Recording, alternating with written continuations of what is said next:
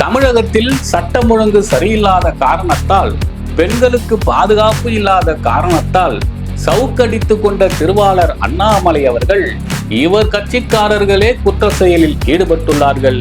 இதற்காக எந்த சவுக்கில் தன்னை அடித்து கொண்டாரோ அதே சவுக்கில் தூக்கில் தொங்கு விடுவாரா என்ன? ராயபுரம் மண்ணின் மைந்தர், குத்துச்சண்டை வீரர், தமிழகத்தில் உள்ள அனைத்து மக்களாலும் மெயின் ரோடு என்று அன்போடு அழைக்கப்படும் அதிமுக ஜெயக்குமார் அவர்கள் பெண்களுக்கு எதிரான குற்றங்களுக்கும் குறிப்பாக தமிழக அரசை கண்டித்து பெண்களுக்கு பாதுகாப்பு அரணாக விளங்குவது போல் போராட்டம் நடத்தியது போக்கத்த செயலாக அனைவராலும் கருதப்பட்டன. ஹலோ மிஸ்டர் விஜய், நீங்க ஒன்னும் துணிக்கடை விளம்பர பிரசுரம் கொடுக்கல.